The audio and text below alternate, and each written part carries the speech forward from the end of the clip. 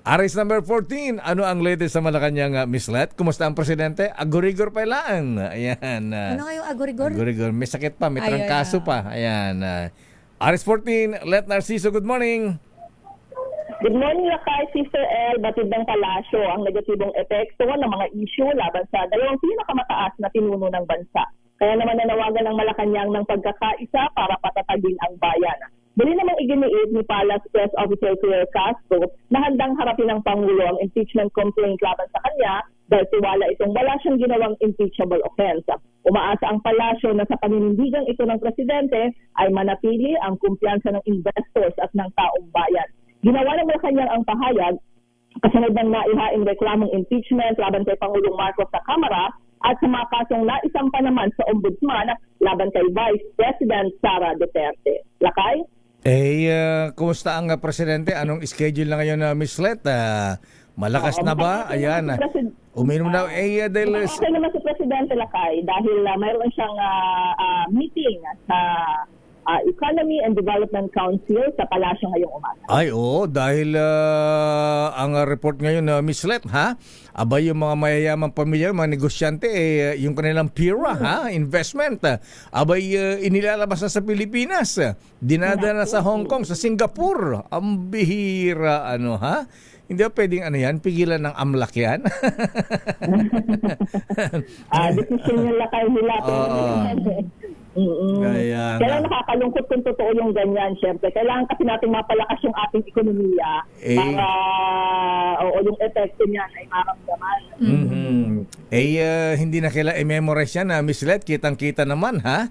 Yung mga malalaking businessmen lang natin, ayan, napunta na ng Vietnam.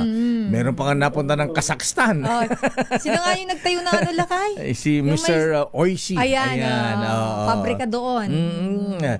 Kung dito sana di dagdag employment sana. Ayan, sa ating ekonomiya.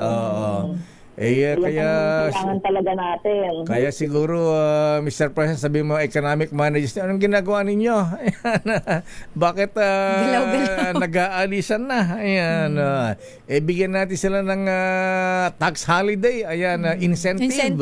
Malaking bagay yun, Lakay. Katulad dun sa incentive sa Kazakhstan. Incentives Lakay ayan. Mga existing incentives na, di ba? Mga batas pa nga yun Kaya nga, so yan ang baka naman nahabayan ni Secretary RC Loverboy Balisacan, ha? Baka masyadong naging busy sa iba, ha? Ayan. Chiching mo, sir. Nag-chismois. Ano lang yan? Mga Ayan ka naman, Lakay. Alam mo naman kita mo naman ang karisma ng RC Balisacan, ha? Ayan. At saka manhong Manny Bunoan. Mga Ilocano lover boys. Kasi sana tayo napunta. Ayoko na nga Tinanahimik na ako rito. Spice of spice of life, Sister L. Ayan. So, ma-economic managers ang kakausapin ng presidente ngayon, Miss Let.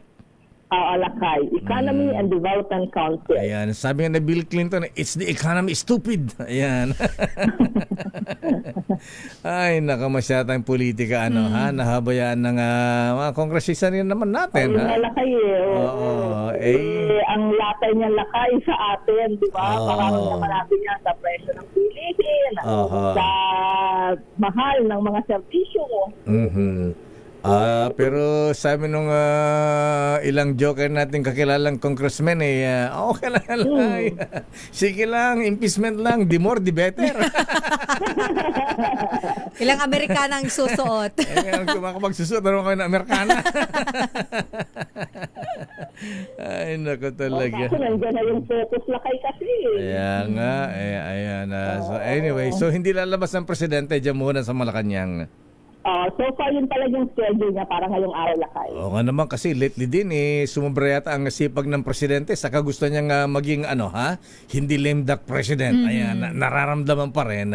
Abay, Secretary Dave Gomez, Schedule, Lakay. ilang beses nag-out of town ang presidente sa isang linggo? 3, 4 na beses yata. Ayan, isang araw, isa, 2, 3. Oo, dati regular na once a week. Kaso nung mga nakaraan ay medyo nadagdagan, minsan mga twice a week. Ayan, okay, sige. At unsolicited advice natin kay Presidente. Ayan, Apo Bunget, ayan, huwag kang mag-alala ha. Nag-usap na kami ni Dr. Gary C. Ayan, padadala ka namin ng N+ Gold. Ayan, para mas lakas ang resistance mo para hindi ka nagkakaroon ng diverticulitis. Ayan. Diverticulitis pala, hindi kulitis. Ay, naka talaga. Sa dami ng problema natin, Sister Elmis Lete, kailangan sabi nga ni Freddy Aguilera, tawanan mo yung problema. Yes, Ayan. kundi sabay-sabay tayong ma-haggard neto. Pero kapag nasa gobyerno ka, Lakay, at nanunungkulan ka, hindi pwedeng tatawanan mo lang. Solusyonan mo ang Ay, problema. tama ka. Trabaho. At saka, huwag kasing tutulog-tulog sa pansitan, ha?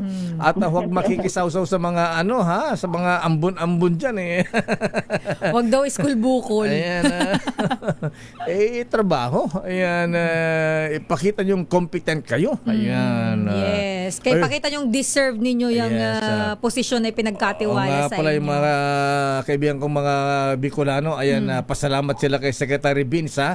Sa wakas, sa dinami-dami ng mga nagdaang presidente, may tumutok na rin sa Maharlika Highway. Secretary ng DPWH. Oo, Vince Dizon. Ayan, sinimula mo yan, Secretary Vince Dizon. Tapusin mo yan. Sabi ko nga, Lakay, si Secretary Vince pala yung hinihintay noong kalsada. Malaki mo. Dumaan kay, ayan, sabihin na natin, after Marcos, Cory Aquino. Ayan, sino nga sumunod? Fidel Ramos. Ayan, Sinusunod sa kanya?